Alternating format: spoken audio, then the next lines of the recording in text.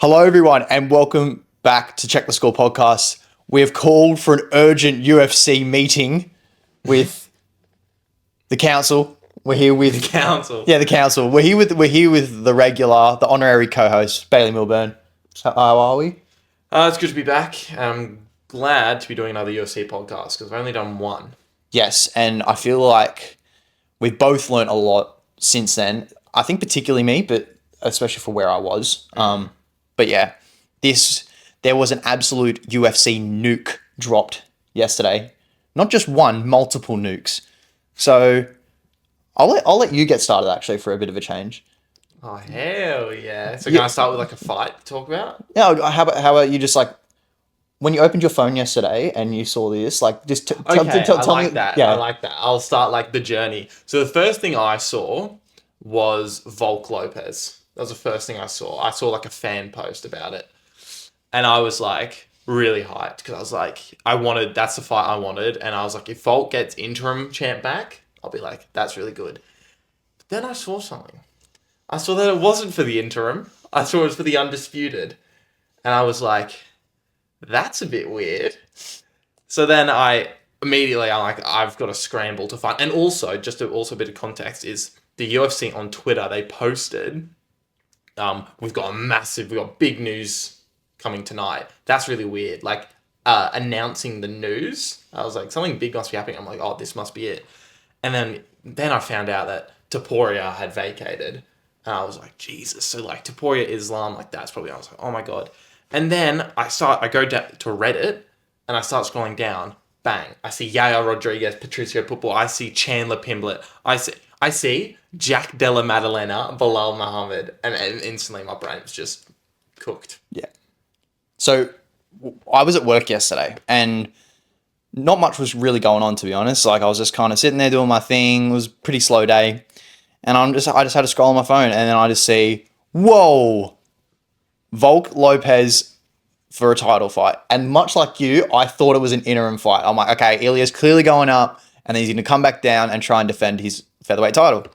Nope. Vacant belt. I'm like, oh, the plot thickens. Like, you know what I mean? So we're pretty much bound to get Islam Topuria, I reckon, sometime in the latter stages of this year because Ramadan's at the moment, obviously. So Islam's probably not going to fight. And he's obviously had one in January. But then on top of that, then the whole card comes out, much like you said. Patricio Pitbull, Yair Rodriguez, blah, blah, blah, the rest. And I'm just like, what is going on? Anyway, continuing on, probably 5 minutes later, bang, Bilal Muhammad, Jack Della Maddalena. I'm like, well, where's Shovkat? What's happening with the Leon fight? Everything and above. Like, there's just too much going on right now. I'm like, I'm trying to figure out where all these matchups fit in the UFC schedule, what dates, where do I need to tell work I can't come in? Like, you know what I mean? It's one of those ones. It's like, wow. It really was a UFC fan's absolute dream. Unless you're a Shavkat Rakhmonov fan. That's or a Max Holloway fan. They're probably are the only two fighters where you're like, they've been hard done by, but I think Dana cleared up that Shavkat is unfit to fight. Yeah. As he always is. He is so inactive. It's unbelievable. It was MCL, I think. I'm not sure what the extent of the injury was, but I did hear that, yes, he was unfit to fight. Otherwise, that was the logical matchup, given he beat Gary in December. I have no idea when. It was December. It was a Pantoja card. You're very good at knowing when fights were, but I honestly have no idea. Like, if you could tell me it was in April, I would believe you. No, it was Pantoja. It was on the Pantoja Asakura card. Because that was when... Oh, that was another fight that was meant to happen on that card. That was when it was meant to be Bilal Shavkat. Yeah. And then they booked Gary instead because he was meant to fight Covington. Yeah.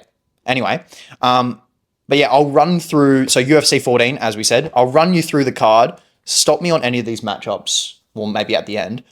Pull up any of the matchups and we can go through it real quick. And then we'll move on to 315, and then I've got a few other little things. Wait, am I pulling you up as you read them, or are you're going to read through all of them? I'll read through all of them, and then you pull me up after. Okay. So, UFC 14 reads, main event for the vacant featherweight title, number 1 ranked Alexander Volkanovski versus number 3 ranked Diego Lopez. Absolute banger. Please, Volk, please, for my sanity. I've never seen Volk win live. Yeah, that sucks. I've never seen Volk. The first Volk fight I watched live was Islam 1. Oh, and you didn't watch Yair Volk? Oh, no, I didn't watch. Oh, well, technically, yeah, I did. Well, I didn't watch it, but I was a fan of the sport around then. So technically, I have seen him You win. didn't watch Volk? No. Title? Oh, yeah, this guy was such a casual. Yeah. I told you, I've come leaps and bounds, all right? Co-main, number 7, lightweight, ranked Michael Chandler versus number 12 ranked Paddy Pimblett. And then the rest of the card for the 3-rounders reads Yair Rodriguez versus Bellator 3-time champion Patricio Pitbull. You'll give me a bit of lore about him. I wasn't too familiar about him. Obviously, I don't really follow a lot of other MMA promotions. We'll touch on that in a bit. Jeff Neal versus Carlos Prates. Oh my God. Carlos Prates, since discovering him last year, killer. So good. Such an entertaining fighter, especially for 3 rounds. Nikita Krylov versus Dominic Reyes. Dan Ige.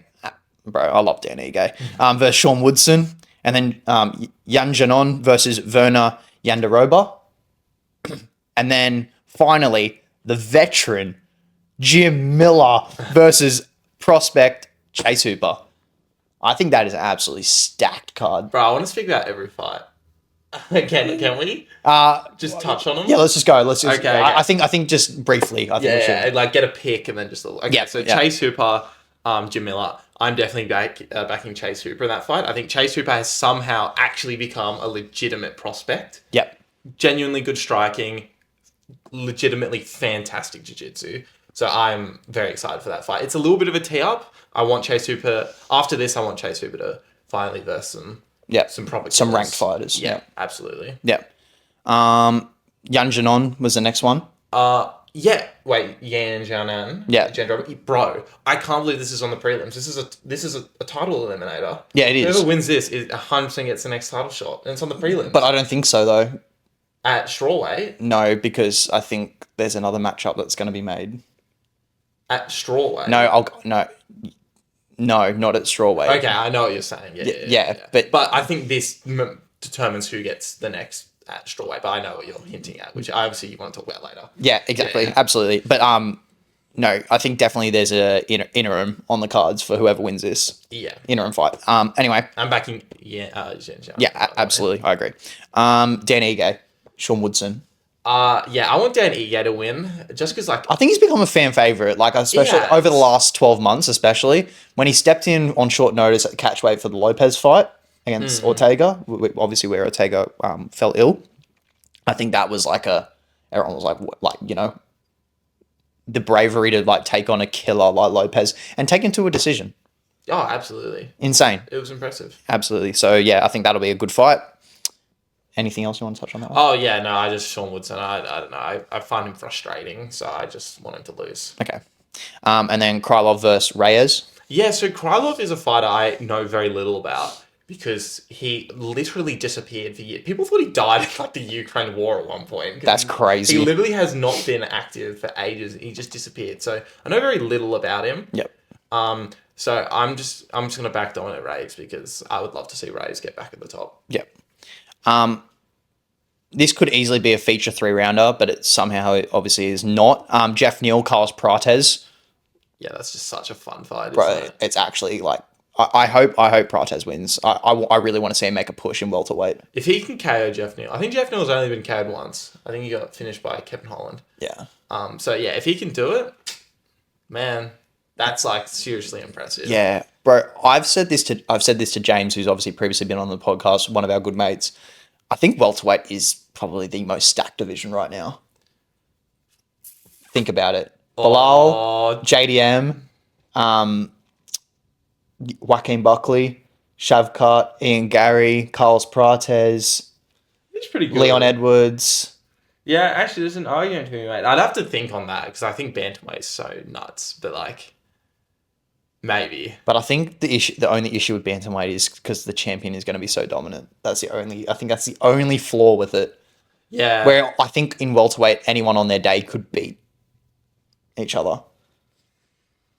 Yeah, maybe. I think there's honestly an argument for it. Yeah. Anyway. Absolutely. And then feature fight 3-rounder Yair versus Patricio Pitbull. Yeah. I know you have a lot of thoughts on this fight. Yeah, I'm just super excited because I think Yair on his own is a really fun fighter to watch. The striking is just ridiculous.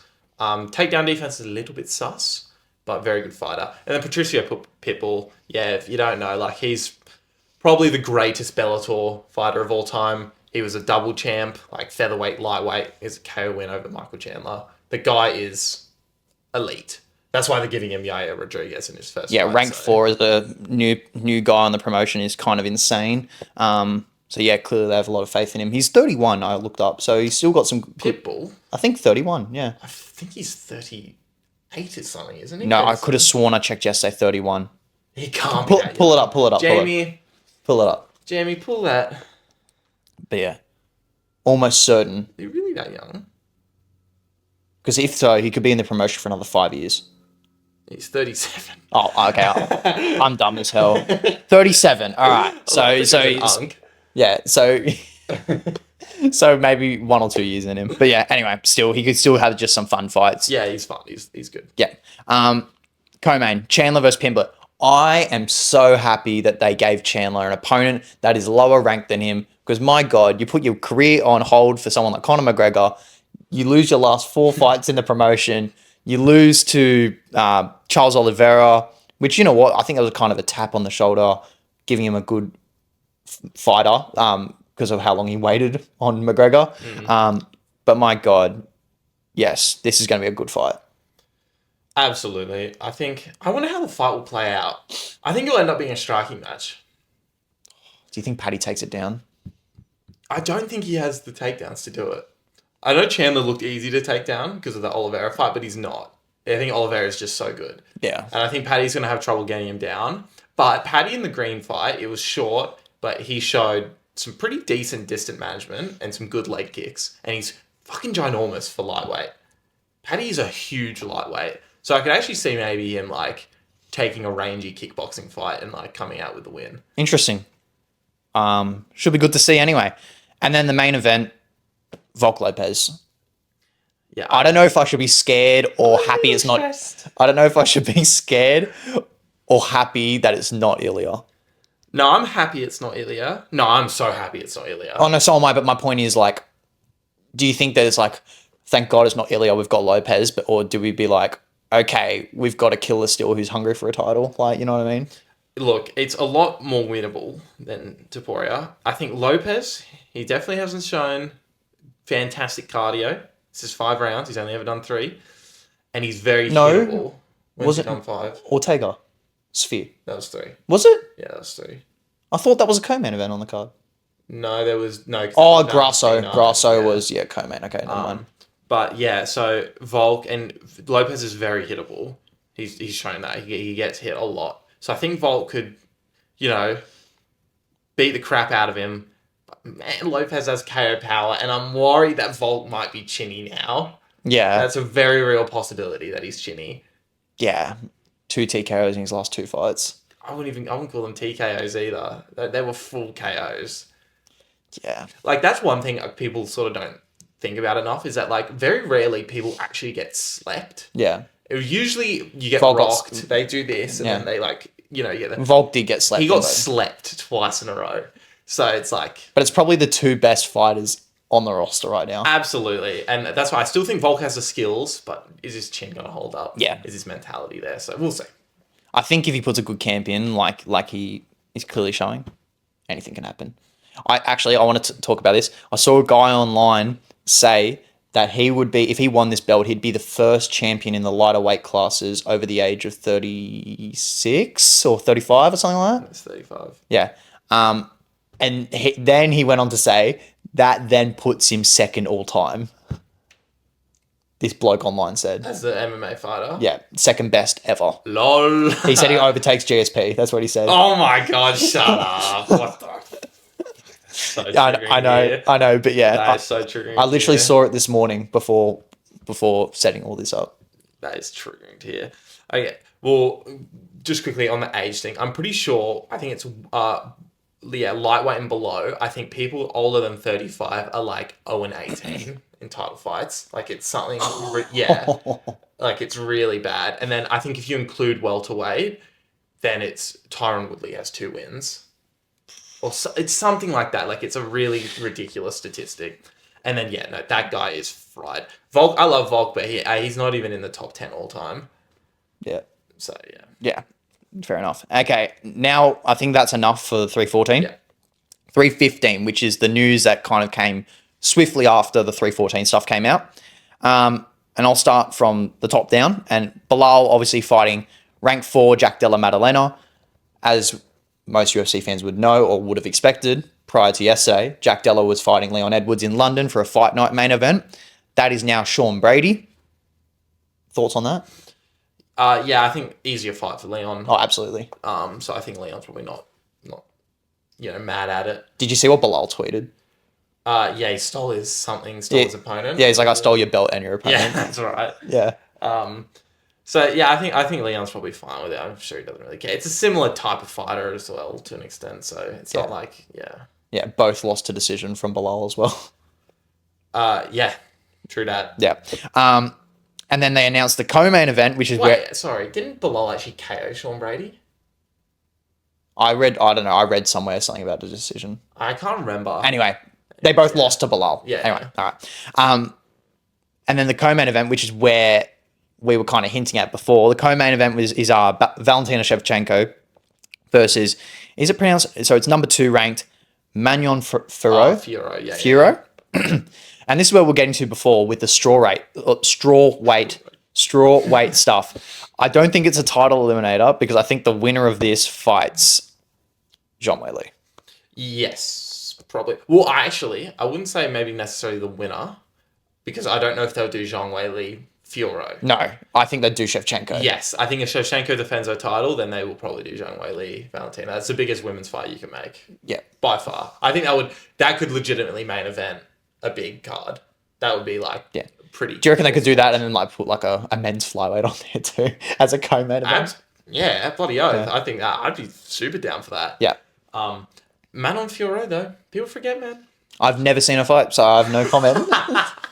She's huge, rangy kickboxer. Never gonna hurt someone. Yeah. But she can like pepper. She's got good counter punches. She's good. Yeah. She's 50-45 Darren Blanchfield. Yeah. I've seen a bit of Shevchenko. Main fight that I've seen of her was the Grasso fight in the Sphere, where she absolutely just... Oh, that sucks. Yeah. She absolutely just destroyed Grasso. Yeah, and wrestled her. Yeah. Nagastani'd her, which, she does have good KO power and striking and stuff. But Anyway, but speaking of Grasso, she's at the moment the feature 3-rounder for 315. Wait, I didn't know this. Yep. Alexa Grasso versus Natalia Silva. Silva. So boring. I'm sorry. Anyway. Respectfully. I like Grasso. I don't really care for Silva. But anyway, that is a 3-rounder for 315. They're the only 3 fights that have been announced. Bilal, JDM, Shevchenko, Fiorot, and then Grasso Silva. That's a solid first 3 fights. Thoughts about Bilal, JDM? Oh, yeah. So, this is going to be tough for JDM. I think he has the knockout power to do it, But, yes, he has the knockout power. And the thing is, the reason Bilal got Leon's, respect with the foot, like he was able to cut off the cage and legitimately hit Leon, it's because of his boxing. Yeah. Bilal's boxing was legitimately very good in that fight. He rocked Leon with an uppercut and stuff. His jab was landing on Leon consistently. Bilal is not going to have the boxing advantage over JDM. No way. Not in a million years. So maybe that means that Bilal isn't able to chain the striking with the takedowns and it's not as threatening. Yeah. That's what I'm hoping. Yeah. It's a clash of styles for sure. Absolutely. But absolutely. Last question before I move on to the last thing I want to talk about. If Volk and JDM win, where does this put Australian MMA? Like, because... Back on top. Bro, surely. Come on, please. Bro, then just give me a Rob title. Nah. Oh, yeah. Give him the title. Give him Such. Not again, please. Not again. But I think that, like, especially for Australian MMA, the last 24 hours have been like cloud 9. Absolutely. Insane. It's been great. I've loved it. Yeah. Should be interesting to see what the rest of the fights are for the remainder of 315 as well. Now, speaking of fights that have been booked, I want to do a little segment where you react to my predictions for fights for the rest of the year. Okay, so am I saying, do I think that's a good idea? Yes. Okay, okay. Yeah. So in January, we had Islam Makhachev versus Renato Moicano. Obviously, it was meant to be Arman Sarukian, but got changed last minute. February, we had the Sydney card with Dricus versus Strickland. And then March, already been booked. Pereira versus Ankalaev is booked. And now in April, it's Volk Lopez. And then in May, it's Bilal JDM. So that's up to where we're currently recording. That is the most we have now. Like, there's been no more main events announced. There's been a few more fight nights, but no main events. Okay, now, UFC 316 in June, which happens to be International Fight Week. I think you know where I'm going to go with this. Jones, Aspinall, it gets booked. It's happening. It has to happen. International Fight Week card last year was a bit underwhelming. It was Yuri versus Pereira 2. And that was the Ige versus Lopez co-main. I think that was a bit of an underwhelming International Fight Week card. But this year, I think they're going to go big. And for the co-main, it's going to be Max Holloway versus Dustin Poirier for the BMF belt. Yeah, so Jones Aspinall, yeah, that has to happen. Do you reckon it happens International Fight Week? Absolutely, because I think so. Right? Yeah. Poirier, what'd you say? Poirier, Holloway, yeah. So I 100% agree with that. Poirier said he wants a legend. He wants someone fun. It's gonna be a striking match. And do you reckon that's his retirement fight? Yes, 100%. He nearly retired in the Islam fight. I think then he was like, no, I want one more. And then I think he'll be smart. Do you reckon if Poirier wins the belt, he just retires with the belt and just be like, "Yep, that's done." I know it's a pity belt, right? The BMF belt. Yeah, no, I reckon he wouldn't give a damn about it. Fair enough. I guess there's something on the line. I guess there's nothing on the line. Yeah. Honestly, yeah, anyway. I hate the BMF belt. Anyway, then next in July, UFC 317 will be. I reckon it'll just be a flyweight title between Pantoja, and I know he doesn't deserve it, but it's going to be Kara France because they've been hinting. Why doesn't he deserve it? Don't get me started. Wait, but then who else gets it? I don't know, but not him. It has to be him because it can't be Moreno, it can't be Royval. I know. It can't be Urseg. Yeah, I know. So it ends up being Kara France.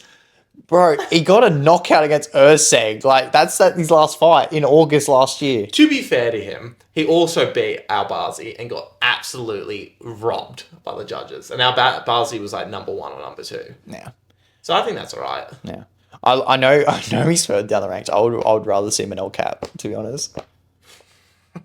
Anyway, it's fine. Oh my goodness. Or just push Pantoja up and get him to fight Merab. Anyway. Yeah, I think that's kind of going to be the stoop in the level of these fights out of all of them. Because I think the ones that I have coming up next are insane. And then I reckon on 318 in August, it happens. We get one of the best fights UFC's ever seen, and it'll be Ilya versus Islam. I think that gives Islam enough time after Ramadan. I think it gives Ilya enough time to get up to 155 safely. Yeah, I think it's bound to happen. And then for 319 and 20, I have 2 fights. It can be on either of the cards. And then for 319 and 20 in September and October, we get Dricus Hamzat, and then we also get Merab Yan or O'Malley too. It's either of the 2 opponents. Yeah, I think that checks out. I think that's how the UFC calendar goes. And then from then on, it depends on fights that are coming up because I can't really predict after that what happens with Pereira and Ankalaev. I can't really predict what happens with featherweight with Volk. But yeah, Dricus Hamzat has to happen this year, as does a Merab defense again. Bro, I don't even Merab's title defenses. I don't know. He's just beating everyone. He is beating everyone in that division. He's just ragdolling everyone. The way he beat Umar, I just was like, dude, who's beating this guy? But then again, that's how I felt about Leon at one point. You never know. Maybe O'Malley comes in with a insane game plan. He has to knock him out. If that's the only way you're going to get him out of there. No, because he's cardio. You have to finish him. You have to finish Marab early. That's KO him, or you have to win 3 rounds and hope he doesn't 10-8 you in the championship rounds. Because he's gonna win the championship rounds. Because he fights the championship rounds fresh. It's insane. I've never seen. There's no one ever been like that, ever. That they fight the championship rounds like they're round one. It's ridiculous. Yeah, I know. I remember watching the Umar fight, and I'm like, round one, we're like, oh, Murad might be in trouble. Yeah, and then we're like, round two, we're like, oh, Murad might be in trouble. And then it's just 3, 4, 5 just gets absolutely slammed. Do you remember? Like, I literally remember Pat saying, like, "Wow, he's throwing those kicks like a jab." Like about Umar, and it was true. I don't think he threw a single kick in the championship rounds because he was just so tired. Yeah. Is it literally like Umar was like, we're like, oh my God, is this just like Dagestani coded? Like, you know what I mean? Is it just UFC just Dagestani coded? Next minute, you just get Murad outclassing him. Like, arguably 10-8ing him in the final round. Like, absolute, like, just... He did nothing, Umar. I know he broke his hand. I know he was saying like, Where. Yeah. Right, Bobby Knuckles broke his hand, broke his knee, beat Yoel Romero twice. Right, I don't want to hear it. yeah. And then what about JDM broke his forearm, beat Gilbert Burns? Exactly. I know it's a bit, Anyway, Shut up. still like insane. So yeah, that is my prediction for the rest of the year. It's a bit safe, but I think it's what's going to happen. Well, I think it's pretty obvious. I think you can't really go another way. The only one that's there that people argue with is the Holloway Poirier fight, but I think that should happen. I think that's... I said this to you before, but a few of the boys are calling for Oliveira Holloway for BMF. No. See, I think it has to be Poirier. It has to be. Yeah. Who do they put him up against then? Like the BMF crap. Yeah. And Oliveira wants to go back for a title shot. Yeah, So Oliveira is too good, to be honest with you, I think, for the BMF belt. Yeah. Like, he needs to fight for the actual belt. Well, if we're talking about lightweight contenders, just real quick before we wrap it up, where does it leave Armin, especially with Ilya coming up? That's why I think you do Armin Oliveira. No, you bro. do 5 rounds. No. We saw this fight less than 12 months. It was 29-28 split decision, 3-rounder. I don't know. You go 5 rounds. Why were they like? All I'm saying is, I really don't think they want to book it, especially when something like Armin Chandler was rumored so much. But then who do you give Oliveira? Yeah, you give him Armin, bro. Or you just give him the title shot after Poirier. Make him wait. Yeah, but I don't want to do that. I want to do Bronx fight. Agreed. Maybe do Oliveira, Pimblett when he wins. Can you imagine? That'd be the bro. Pimblett just trash talking him. He just understand a lick of English. Yeah, no. And also build Pimblett up slow. I think Pimblett can genuinely get up there eventually. I reckon he can beat Chandler as well. Like, I think he will. yeah, probably right. I think he will. Takes rank 7. Then what? You know what? I'd like to see him get fed to the wolves with someone like Armin. Armin, oh my god, yeah, he would get munted by Armin, respectfully. Yeah, he needs another fight in between, the super elite guys like Oliveira and Armin. Yeah. But then who would you give him? If he beats Chandler, maybe you give him Viziv or something. Yeah, maybe. Gamrot. Gamrot. Get in the bin, man. Get in the bin, bro. Daily reminder that Gamrot has beaten Saryukin. And he didn't beat him long ago. He beat him a couple years ago. Yeah, and then he fought Dan Hooker, and Dan Hooker won. Yeah, and got munted, bro. Shout out Dan Hooker. I love Speaking of Dan Hooker, can we just... You know what? Let's just talk about the upcoming card with Ankalaev and Pereira real quick. I think we've got time for it. Yeah. Let's just talk about the main and co-main. Just real nice quick. I want to start... You know what? I actually want to start with the main event. I don't want to start with... I want to end on the co-main event. Yeah, fair enough. Yeah. Pereira, Ankalaev. DC and Chael Sonnen were giving Pereira a bit of crap the other day online, saying he's not in camp, he's in Australia with Drake and blah, blah, blah. DC gets on my nerves. Yeah, same, bro. Honestly, that guy gets on my nerves. Same. He's just the boogeyman, bro. Like the boogeyman? Yeah. Who? Pereira. Oh, I think like DC. No, Pereira's the boogeyman. I was like, he's a guy you don't... He's the guy you don't want to fight. Yeah, absolutely. Yeah, absolutely. But I think Ankalaev can do it. I think I'm going to be backing Ankalaev. What? No way. I think so. Because I think if Ankalaev has... All I'm saying is after that Rakic fight, I'm like, bro, Pereira's killing him. No, really? Yeah. No, I think... Maybe not killing him, but he wins. After I watched that Rakic fight, I'm like, bro. But Ankalaev, he took down Blachowicz and stuff. Yeah, I know, but I know. Obviously, the whole Blachowicz thing with Pereira, but come on, the fights he's had since. But, He's finished all of them. yeah, but I don't know. Roundtree, Yuri twice, Jamal Hill. Like, he has swept the division, no decisions, all by knockout. Like, come on. No, I'm still backing on. I think Ankalaev he has the striking, not to win, but to stand up and do okay against Pereira, and he's going to mix in takedowns, and Pereira is going to get decisioned. I think so. I think. You think Ankalaev is... Obviously, he can take Pereira down, but bro... Because he can actually mix the martial arts. How many takedowns did he shoot against Rakic? He didn't need to, because he 30-27'd him. Like, it was... Because he was just better than him. No, it's Pereira all day. I'm sorry. Okay. I reckon it doesn't go the distance. Pereira TKO round 4. I reckon it goes to 4 rounds. We'll check back. We'll check back to this. Yeah, we'll rerun this. All right. Now, to finish off, man, this fight is going to be nuts. Gaethje Hooker. Yeah, man, there's just going to be violence, bro. The two, because often, like Sean Strickland, I don't like Sean Strickland. I know See, you like him. I like him, but I understand why you don't like him. Yeah, we're going to go to war, man. He comes in and he's like, right? Well, he didn't even teep against Drickers. It was just Jag. Like, legit, it's so annoying. But Hooker and Gaethje, when they say they're going to war, these guys will 100% beat the crap out of each other. I'm praying there's not a quick knockout. yeah, neither. I'm praying. I hope it goes at least like 3 or 4 rounds. Absolutely. But I think Gaethje's going to beat the piss out of him. Interesting. Because- See, I actually haven't taken the time to have a proper thought on it. Yeah, I think Gaethje's a legitimately fantastic counter striker, and I think Dan Hooker's pretty slow. Yeah, and he didn't really win the Gamrot fight convincingly. No. I had Hooker winning that fight, but I wouldn't say convincingly by any means. And we watched it in an Aussie pub. So we might have been a bit biased. Yeah, it was fantastic. But yeah, no, I do have. Ooh. Nah, I'm gonna go the homeboy. You going to Hooker? Yeah. Oh, don't get me wrong. I'll be supporting Hooker, but yeah, no, I think Gaethje will. Yeah, maybe that's just wearing the flag on my sleeve type thing. Oh, absolutely, man. The brothers from another mother. Yeah, I know. He's the brother across the ditch. Like, That's you know, the Kiwis. Yeah. When we're versing each other, bloody hate. screw you. I hate you, but yeah. when there's a Kiwi on their own, it's like, come on, man. Yeah, and he's like an honorary Australian. Like he cooks with Volk. Like Yeah, exactly. yeah, exactly. So, but yeah, no. I saw an interview that Hooker was doing with Ariel Helwani, and he said, he's like, I'm ready to like leave that ring on a stretcher.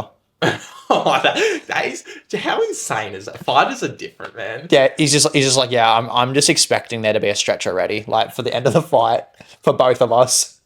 It's just insane, man. Those guys are built different. Insane.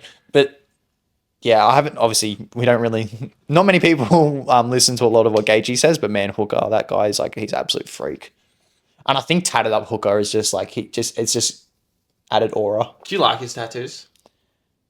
I don't like them personally, but like on him, I think they look sick. Like they look like, as a fighter, they look badass. I don't like his chest tattoo, but I like his tattoo on his ankles and stuff. I'm the opposite. I think Really? the chest one, like for a fighter standpoint, bro, that looks sick. Especially for his demeanor as a fighter. Like, The Hangman. that's a cool nickname. It's pretty cool. I just wish he was a submission artist. Then it would be a little bit cooler. Yeah, I agree. But it's Yeah, fine. but yeah. Anyway, that's where we're going to leave it today. It was meant to be a bit shorter than this, but hey, we get carried away. UFC is really doing its thing right now, and 2025 could be one for the history books in terms of fights, I think. I think so as well. Yeah. Last year, I think, was a little bit slow, Yeah. but I think maybe I think UFC 300 probably was the main thing that carried last year. Pereira and Topuria, I think, were the big fun parts. Oh, absolutely. Of last year. Absolutely. And I think now that they've got more wins, we can see the really exciting fights. Yeah, for sure. 100%. And that's where we're going to leave it today. There will be more content on the way. I actually have another video in the vault that will come out next week. So stay tuned for that. And we'll see you next time. Bye-bye.